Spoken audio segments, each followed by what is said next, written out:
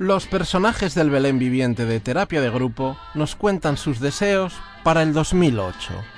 Yo, el 2008, le pido que devuelvan a Asturias lo que robaron fai 11 siglos. El so espacio vital. Estoy falando de las fronteras del reino de Asturias de aí de cuando Alfonso III. ¿Por qué emigra la mocedad asturiana? Pues porque Asturias quedóse pequeña, señores. Quedóse pequeña. ¿A poco que uno no quiera cruzar el Negrón?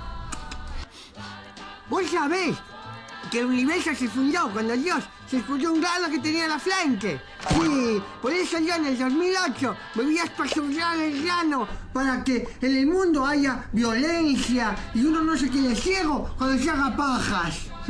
Pues yo lo que voy a pedir al 2008 es la última temporada de Perdidos en DVD. ¿Qué?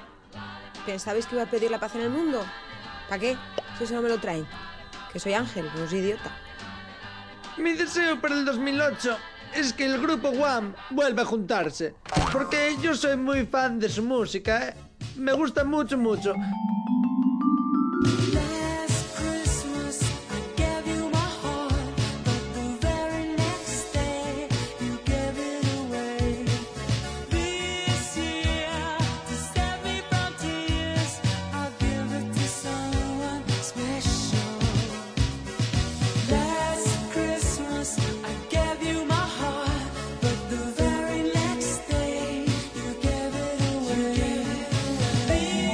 Tú, Marquesina, tú que es la Virgen, ¿qué pides para el 2008? Dame Tini fondos de que no tengo un duro en el banco y quiero llevar un grelí pa' enfilarse por Luanco.